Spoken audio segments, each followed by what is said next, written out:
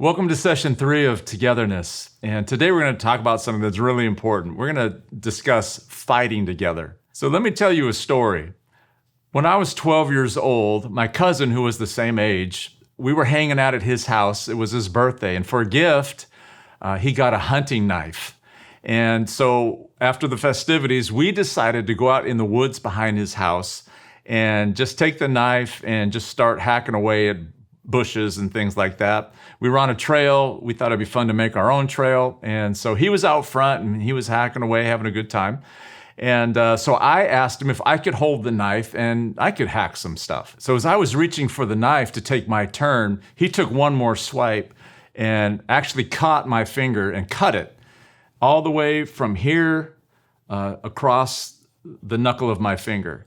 And we were able to spare the finger, obviously. It was bleeding profusely. We ran to the hospital. I got stitches. Everything's A-okay. But the point of my story is this, is that wound was decades ago, and yet I still carry a scar that reminds me of the wound. And there are many ways that husbands and wives hurt each other when they fight. And these hurts can leave permanent scars, just like the one on my finger. They can leave a scar on our emotions, on our psyche, on our self-esteem. I suffered this wound decades ago, but as I mentioned, the scar remains. And the memory, the emotion that I felt, I can picture it in my mind, it's still pretty fresh.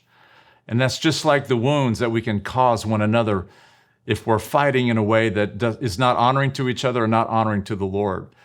And so I want to give you some keys to how we can fight together and both win. But first of all, let me start with how we hurt each other when we fight.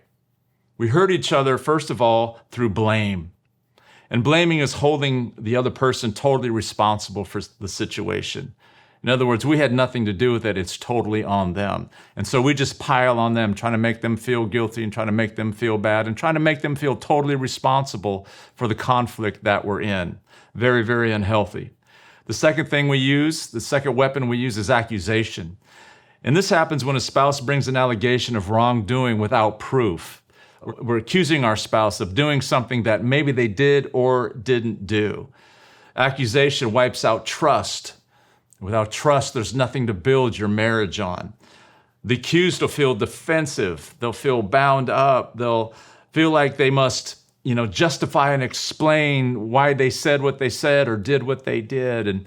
And as the accuser, we can, as I mentioned, just keep piling on until our spouse just withers under that pile of accusation. The third weapon we use is lying. Not telling the truth is another trust buster. And once trust is broken, it's hard to rebuild that back. And so if we're telling lies, untruths about where we were or who we're with or what we spent the money on or didn't spend the money, whatever we're lying about, eventually we're going to get caught, that trust will be broken, and that wound will be very fresh and very powerful. The fourth weapon that we use is resentment. And resentment's when a spouse has ill feelings toward the other that are so strong that they don't even want to be in the same room with them. This is that you're sleeping on the couch tonight moment. Resentment's the closest thing to hate that there is in an emotion. It's so strong that, again, you don't even want to be in their presence. You don't want to see them. You don't want to look at them. You don't want to speak to them. Another weapon that we use is yelling.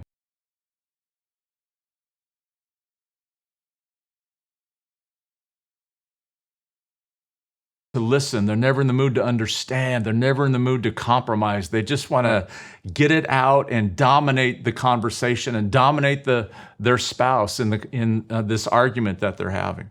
Another weapon is reliving past failures, constantly reminding each other of past failures that doesn't help resolve the present conflict.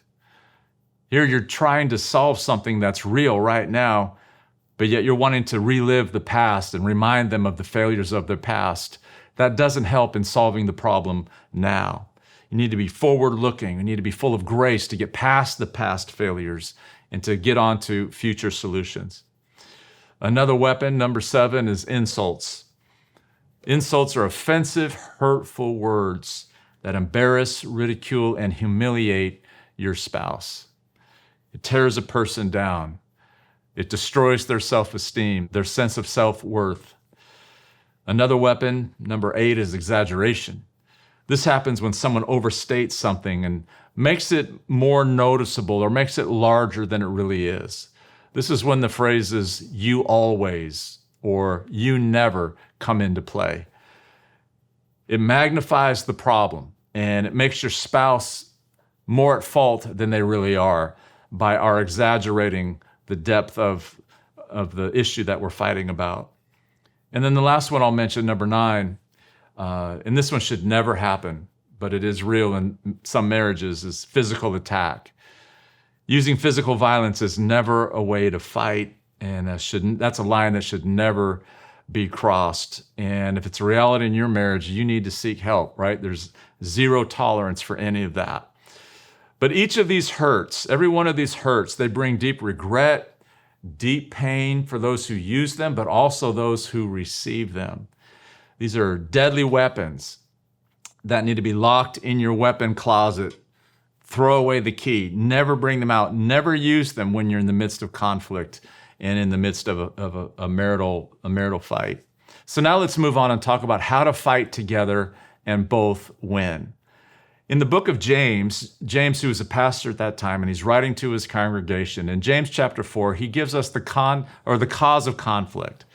And we won't look at it today, but the cause is the conflict that is within ourselves. In other words, conflict that comes out of us begins inside of us. And then in chapter 1, he gives us 3 great keys on how to fight together and win.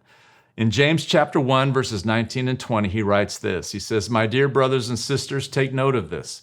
Everyone should be quick to listen, slow to speak, and slow to become angry, because human anger does not produce the righteousness that God desires." So number 1 is be quick to listen. Quick to listen. Good listeners, they live in the moment. They focus on the person that's talking. They're very, very present in this conversation. They're willing to empathize. In other words, they're trying their best to listen to what their spouse is saying, and they're doing their best to attach a feeling to it. For some people, this is very easy to do. For some of us, including myself, it's hard to do. When we were 10 years into our marriage, my wife came into my home office. I was studying, and she was very upset about something and the way she was feeling. She shared it with me, and I just wasn't feeling it. And so I just gave her some flippant response. This is what I would do. Here's how you fix it. It's not that big of a deal. And went right back to work. And she stormed out of my office, slammed the door, which is so unlike my wife. And so I knew immediately, whoa, something went wrong here, and I didn't catch it. And she came back a few minutes later, and she said, "Look," she said, "I'm so frustrated with you." She said, "But let me try this again." And she said, "Can you picture something for me?" She said, "Can you picture in your mind a cat who's in an alley, in a corner, surrounded by rabid dogs? And what do you think that cat feels?" So I said, "Well, I think that cat would be scared, obviously intimidated, not seeing a way out." And she says, "That's exactly how I feel." And that was an aha moment for me, because all of a sudden I was able to attach an emotion to her words and how she was feeling. And we made a connection, and we were able to have this conflict and take it to the next level, find resolve, solve the conflict and move on from it. So empathy causes an emotional connection that will make the speaker feel valued and able to move forward with the issue at hand. So if good listening, being quick to listen, doesn't occur, then you're just stuck in the mud of this conflict and you're never going to get out. Principle number 2, James writes, be slow to speak. Be slow to speak. Think before you say anything. It sounds so simple, but it's hard to do, especially for those who are reactors and just immediately need to say something. It's good to breathe. It's good to think before you say anything. You need to calculate the impact and the cost of what you're about to say before you say it. Remember, we talked about there's a value in our words. And so what you're about to say, there's a cost attached to it. What you're about to say is going to move the ball forward to conflict resolution, or it could move it back. Rash outbursts create hurt emotions and wounded souls. Slow to speak takes maturity. It's the ability to hold your tongue, to think things through, to rationalize and say, you know what? I'm not going to say that right now because that's going to bring some pain. That's going to cost me. Those that are quick to speak, they're the ones that inflame the moment, bring emotion to it, add to the conflict instead of helping to, move it towards a solution. So permanent scars like the one on my finger, can result from rash words for those that are quick to speak instead of being slow to speak. And then number 3 is being slow to anger. Let's talk about this for a minute. Anger is a biological reaction that affects our emotions when we feel hurt, violated, mistreated, or attacked. There's a psychologist at the University of Washington. His name is John Gottman, and he uses the term flooding to describe the intensity of that fight or flight reaction that happens when couples come together in conflict. And here's the description of flooding. A heart rate can leap 20 to 30 beats per minute in a single heartbeat, accompanied by an overwhelming feeling of distress. When flooded, a person can neither hear what is said without distortion nor respond with clarity. Thinking becomes muddled, and the readiness responses are primitive ones. Anything that will end the encounter as quickly as possible. So as a result, people will often tune out or stonewall their spouse, or they'll put an emotional or physical distance between them. In other words, it's fight or flight. They'll either engage in the fight and get more aggressive and actually, make the fight worse than it should be, escalate it, or they'll just leave the room and just separate themselves because they don't want to deal with it. Neither one of those solves the problem. If you suffer from anger, I want to read some scriptures, and I just want to implore you to pray about that. Get some counseling if you need it, because anger brings a lot of negativity in your marriage. It can literally bring death to a marriage by being angry. And this is what the Bible says. Look at these verses. Proverbs chapter 22, verses 24 to 25. Don't befriend angry people or associate with hot-tempered people, or you will learn to be like them and endanger your soul. Proverbs chapter 24, verse 4 says, anger is cruel and wrath is like a flood. Proverbs chapter 29, verse 22 says, an angry person starts fights. A hot-tempered person commits all kinds of sin. In Ephesians chapter 4, verses 26 to 27, Paul writes, and don't sin by letting anger control you. Don't let the sun go down while you are still angry, for anger gives a foothold to the devil. Can I tell you that when you allow anger to flood your mind and flood your emotions, you are opening the door for the devil to get a foothold in your life. And he would like nothing more than to destroy your marriage, to destroy this togetherness experience that you're having with your spouse. Don't let anger get a foothold in your life. In 1 Timothy chapter 2, verse 8, Paul writes to the men, so men, I want you to listen to this. In every place of worship, I want men to pray with holy hands lifted up to God, free from anger and controversy. So men, I just want to encourage you in this moment. If anger is a stronghold for you, I want you to find healing from that. If you need to seek counseling, or you just need through prayer and encouragement or a group of men to kind of help you through this, I just want to let you know that if you can overcome anger issues, it's going to bring life into your marriage. And Paul says, I want you to be able to come to church and worship and lift your hands free from anger, free from controversy. There's nothing better than walking in freedom from anger. And I know that God can do this in your life if you'll give him a chance. So I want to leave that with you today. Keeping anger in check takes self-control. First, you need to recognize it, right? You feel it coming on and you begin to shut down. You need to breathe deep, take a walk, leave the room for a moment. But if you feel anger coming on, you need to recognize it and then act accordingly. Walk away, as I mentioned. Breathe deep. This is a proven method of relaxation. If you need to go lock yourself in a room or get in your car and drive and put worship music on to calm your spirit and to calm your soul, get the adrenaline levels to lower, clear your thoughts, clear your mind, you need to do that. Prayer, worship, calling an accountability buddy and just let him know that you're struggling right now and to pray for you. Do whatever it takes to not cross that line into destructive anger. So be quick to listen, slow to speak, slow to get angry. And then lastly, this is not found in the book of James, but this is powerful. Offer and receive forgiveness. When we fight together, there's plenty of opportunities to ask for forgiveness and to receive forgiveness. It's critical to your healthy marriage. I heard a pastor say this once, and I believe it to be true. The 4 hardest words to say in the English language is, will you forgive me? It takes tremendous humility.